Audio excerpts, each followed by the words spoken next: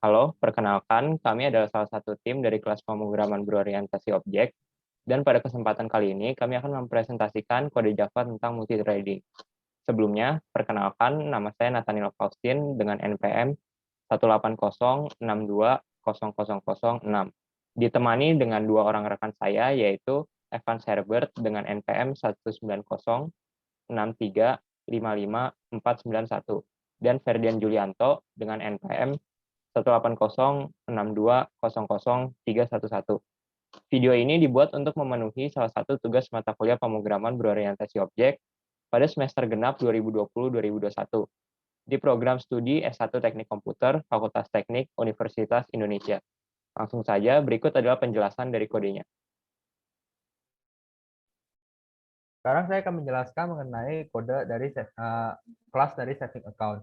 Nah, kelas ini dibuat secara abstrak agar kita dapat membandingkan dua thread yang berbeda.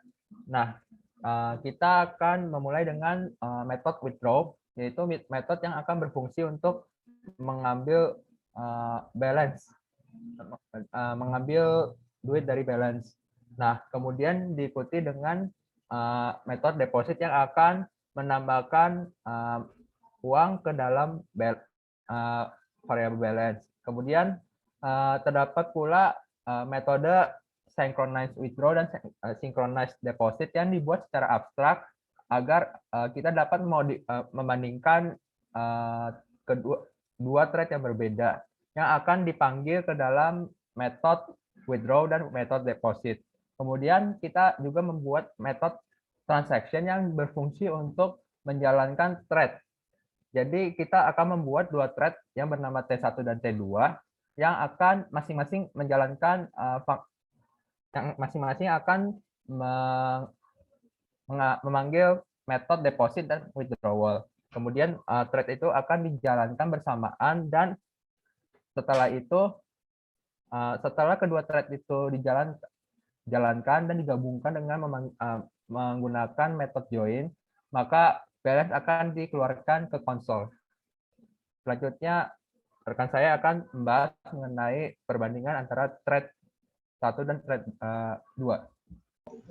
Ya, oke. Ya, di sini ya, jadi saya akan menjelaskan tentang ya case study yang pertama, di mana kita melakukan synchronize terlebih dahulu, baru dilaksanakan if. Ya, baru dilakukan kondisi if ini. Ya, ini setelah ya, jadi di sini kan kita kan memanggil fungsi synchronize withdraw-nya dilakukan. Nah, jika misalnya amount-nya itu lebih kecil sama dengan balance, maka akan dilakukan pengurangan. Nah, begitu juga. Nah, sedangkan dengan fungsi synchronize deposit, kita melakukan synchronize. Habis itu balance itu akan dijumlahkan dengan amount yang dimasukkan dalam parameter. Ya, kemudian dijalankan di fungsi main.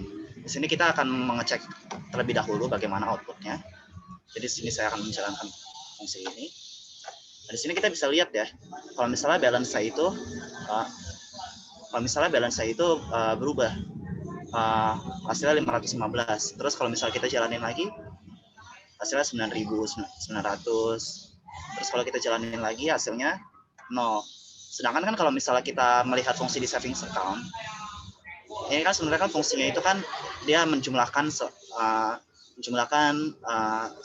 melakukan deposit 10.000 kali, terus withdraw 10.000 kali. Jadi kan harusnya itu kan balance itu 0 kan. Nah, sedangkan outputnya ini berubah-berubah. Nah, mengapa hasilnya berubah-berubah? Itu disebabkan oleh kondisi yang bernama race condition. Jadi di mana di sini kan thread 1 kan dia akan melakukan fungsi deposit. Terus T2 melakukan fungsi withdraw.